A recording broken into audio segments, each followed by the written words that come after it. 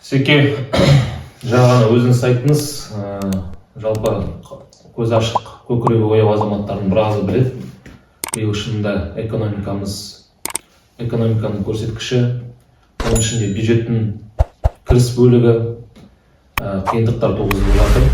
Қосымша құн салығының көтерілуі, яғни НДС-тің көтерілуі де осы мәселеге байланысты. Қалай ойлайсыз, биылғы осындай жетіспеушілік болып жатқан кезде Торғай облысын құрылады деген жаңағындай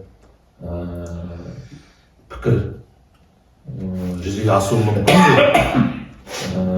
Бұл біріншіден. Екіншіден, президенттің келіп кетуі, мен қазір өзім жоспарлап отырмын, өзімнің болжамым. Ол ең бірінші әуежайдың ашылуы үлгеретін шығар деп ойлаймын. Осы президенттің келуіне ол жаңағындай лентасын қиып, Арқалық қаласының. Одан қалды, жайлы мектеп ашылған болатын 2024 жылы. Соған Міржақып атамыздың есімі беріліп, сол жерге де барады деп топшылаймын. Аты беріліп, соған. Және де өзіміздің Қарашаңырақ институтқа университет беріледі деп отырмыз. Ол туралы жұмыстар басталып кетті. Сол университет беру мәртебесі де осы президент келген кезде ресми жарияланатын болады. Мінекей осындай менің топшылағаным осы объектілер осымен шектеледі деп ойлаймын өзім жеке. Облыстың құрылуы қаншалықты қазіргі кезде жүзеге аспақ, сол туралы айтып жіберсеңіз. Жалпы шындықтың қарауымыз керек. Облыс ашылар, ашылмас, бірақ әйтеуір Торғай енші басын алатынын білемін. Мүмкін дәл уақыты келіп тұрмаған шығар, уақыты келе халықтың саны өсе келе ашылатын шығар. Бірақ қазіргі қарап отырсаңыз, қазір біздің Арқалықта жүріп жатқан мысалы әуежай ашылады деп жатырмыз. Сол әуежай бізге керек пе деген ұсыныс айтсам, кейбіреу маған қарсы шығады. Сол бізге керек пе? Керек. Жоқ, керек. Сіздер жастар керек. Соны ертең қолданатын адам бола ма? Біздің қазір көріп жатсыздар, Қостанайдан ұшатын бір-екі рейс бар ма? Астанаға бір жандар ұшатын рейстер бар ма? Бірақ Қостанайдың әуежайында үлкен реконструкция жасалайын деп жатыр. Себебі қақпасы аманға дегенмен де бізде қазір қаржы. Жалпы қазіргі біздің жергілікті әкімдерден сұрайды ақшаны. Мынандай саланы бүйтемін деп. Біздің қазір сұранысымыз, мемлекеттен сұрап отқан ақшамыз Қазақстан бойынша где-то 25 триллион көлемінде. Мен бір статистика қараймын. Мемлекеттің табатын ақшасы 16 триллионға жағын аспайды. 7-8 триллион ақша жетіспейді. Бірақ осыны мына бүгінге керек, мына бүгінге керек емес деген тексеріп отыратын орын мекеме болмай қалды бізде. Бізде не сұрайды, соны береді. Одан қазір осында қарап отырсақ, біздің қазір бюджетіміз Әмірхан Біркенов келген бір қазір 20 миллиард сыртына шықты. Бірақ үлкен саланың өзгеріп кетіп жатқан ештеңе көріп жатқан жоқсыз. Осы тіршілігін бұрып жатты бірдеңелер. Бізге қазір жұмыс орындары керек шығар. Бізге бір халықтың аттық мәселеге бар деп ойлаймын мен. Өйткені үйде ойлайтын себебім біздің Арқалықта жұмыс орнынан көшу. Қазір риэлторлардың ақпараты бойынша біз 400-500-ге жақын квартира сатылымда тұр, пәтерлер. 300-ге жуық. 300-ге жуық пәтер сатылымда тұр. Ол көшуге дайын отыр деген сөз. Ол жерден барып бір бөлме сатып, екі бөлме алайын деп отқан деп ойламаймын. Негізінен сондай сатылымда тұрғаннан кейін жаңағы үйлер отток население бар. Отток населениеге ол халықтың көшуі бар. Ол неге болады? Себебі қаламызда жұмыс жоқ. Жұмыс орны болмағаннан кейін халықтың бәрі көшіп жатыр. Сыртқа көшіп жатыр, Қостанайға көшіп жатыр. Кеше Торғай облысы, жалпы мен Назарбаевтың бір сөзін қолдайтын едім.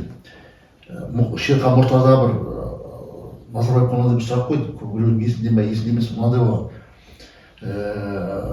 Президент мырза, қазақ облыстарының бәрін жауып тастадыңыз, Талдықорғанды жаптыңыз, Абайды жаптыңыз, Семейді жаптыңыз, Жезқазғанды жаптыңыз, мынау Торғайды жауып тастадыңыз.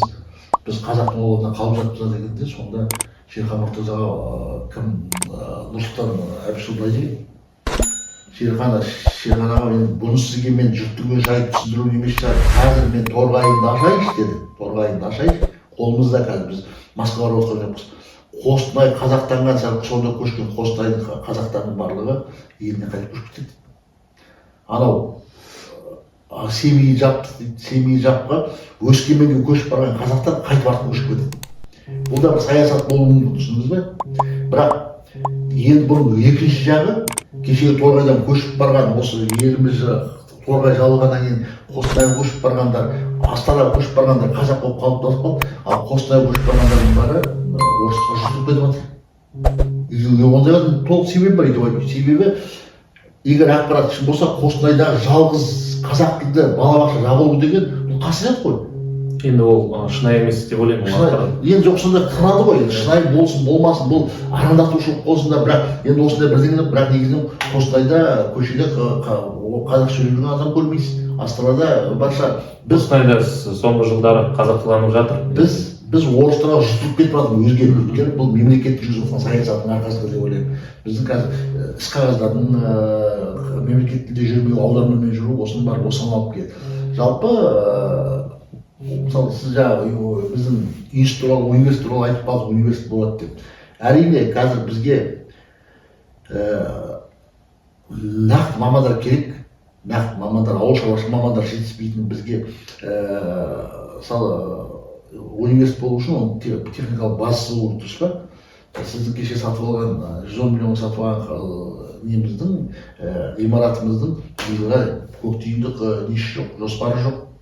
Оған бөлінетін қаржы туралы әңгіме жоқ. Бұл қалыпта қоюы мүмкін, өйткені қазір бюджеттің тапшылығы болып жатқан жаңағы 30 жобалар 4-5 жылға шегеріліп қалуы мүмкін. Құр университет ашылып, оның техникалық базасы болмаса қалай болады? Мысалы бізде қазір қарап отырсаңыз, жемқорлық дейміз, мен енді қазір кеше статистика бойынша жемқорлық жайында 88 орынға көтеріліппіз. Орыстар 154, қарамай кеше мен керемет мақтап жүрген қырғыздардың өзі 124-те 23 орын деген біз арасында жемқорлық, Өзбекстан Бакулмектен. Біз 88 орын, ол соны Тоқаевтың келуімен байланыстырып статистика беріп, 88 орынға көтерілді, жемқорлықтан жеңіп келатырмыз.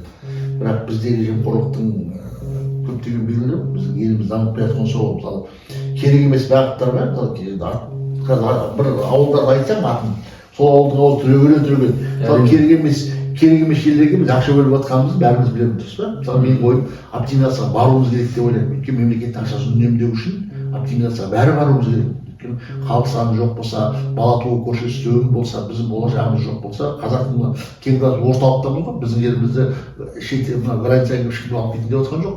Біздің тұрған жеріміз. Сондықтан мен өзім ойлаймын, әуежай сіз керек дейсіз, мен керек емес деген түсінігім бар.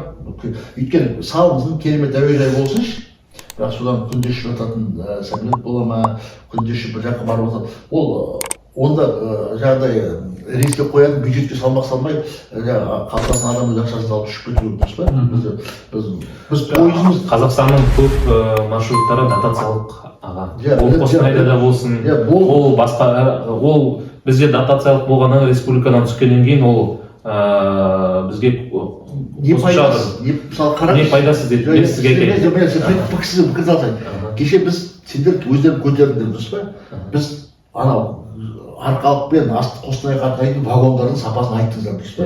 Соның өзгеріс бар ма? Өзгеріс бар. Не өзгеріс бар? Астанамен қатынайтын вагондарды көрсеңіз, күлкіңіз жылағың келеді. Біз анау вагондарды, енді вагондар көп неме сияқты мен қарасам, сол вагондарды ертіп біздің ұшатын самолетіміздің қауіпсіздігі қандай болады? Кешегі бір жылдың ішінде Арқалық қаласында 2 рет санавиациямен апат жағдай болды, дұрыс па? 2 рет болды, бір емес. Біз Құдайға шүкір әйтеуір мамандарымызды өлтіріп алмадық, дұрыс па? Бір нетке жоқ. Қазір андай самолеттермен дәрігерлер ұшпайды, қорқады, біреудің өмірін сақтап қалу үшін өзінің өмірін қауіпке тігіп келіп жатыр. Біздегі авиация саласын көріп жатсыздар. Сондықтан олар частный ғой? Жоқ, ол сол сала ғой, өйткені авиация саласы соны қарайды. Мысалы бір жылда өзіңіз ойлаңыз, бір жылға жетпей 2 инцидент болу деген бұл катастрофа былай қарасаңыз. Бірақ соны біз қазан айында қалдырмыз керек. Сосын бізде бір жаман әдет бар. Соны жаңағы МЧС барып құтқарып алып бүйтті сөйтті. Ол МЧС жұмысы ол. Әркім өз жұмысын сол атқарса, ол жақсы. Біз соны рахмет айтып жатырмыз. Оған бару міндет, өйткені соған біз мемлекеттен ақша бөліп жатырмыз. Енді су тасқынын көріп жатсыздар, қандай жағдай болған. Құдай бет аулақсын, биыл су тасқыны болса бізде күйреп кететін жағдай ғой. Біз биыл су тасқыны болса, біздің экономикамыз күйреп кетеді. Жетпей жатқан дүниемізде қазір вообще басқа. Ал ендес көтеріледі дедіңіздер. Ендес көтеріледі деп ең бір түсінбейтінім үлкен жиында президентіміз қолдады, бұны ақпанға дейін шешіңіз деді. Аздап әлеуметтік желінің қолданушыларының басым көпшілігі қарсы шыққаннан кейін президент басқа жаққа қарата бұрылды. Оны жасырмау керек, түсіндің бе? Бірақ мемлекет басшысының пікірін өзгертіп жіберу дұрыс емес. Қазір 16%-пен тоқтайды, шамасы 20 емес, 16%-ға көтеріледі. Одан ұтатынымыз бар, ұтпайтын бар. Мен осы салада жүргеннен кейін жобасын білемін. Бұдан негізінен оның барлығы қалтасынан 4% индексті қалтады. Бірақ ең қиыны біздегі шекарадан кіретін, біз экспортқа тәуелді мемлекет болғаннан кейін бүкіл шекарадан кіретін барлығы егер таможнямыз, кеденіміз заңды дұрыс жұмыс істеп тұрса, жаман болмас еді. Біздің мысалы кеше бір ақпарат қарадым, Қытайдан кірген товармен, Қытайдан Қазақстанға өткен товармен біздегі таможня кеденнің екеуінің ортасындағы айырмашылық жермен көк дейді.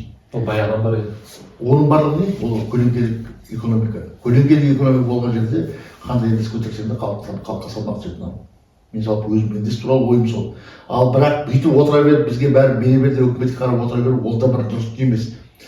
Халықтың әлеуметі жақсы болса, мемлекет дамиды. Халықтың әлеуметін қалай жақсартамыз деген ұсыныстар біз дотацияға отырып, біздің самолетіміз дотация да, біздің пойызымыз дотация да, бірақ сол дотация алып отырып. Ол арқалықта ғана емес, аға. Жоқ, Қазақстан бүкіл дүниежүзі сол дотация, бірақ сол дотациядан техникалық жағдайлар жасап отқан жоқ қой. Ең өкінтетін мәселе сол, дұрыс қой. Мысалы бізден өзімізде көп артаған Өзбекстанның пойыздарымен біздің пойыз салыстырылмайды дейді. Мен өзім шетелге шығып көрген жоқпын. Басқа шетел туралы айтып тұрған жоқпын. Оларда да мәз емес. Жоқ, жалпы енді көрсететін. Бізде көрсететін тальганың өзі күн сайын сынып жатыр ғой. Қазір мынау 26 жылы бастап швейцариялық компания келіп жатыр. Жаңа вагон салуға байланысты. Енді мүмкін сол кезде өзгерер.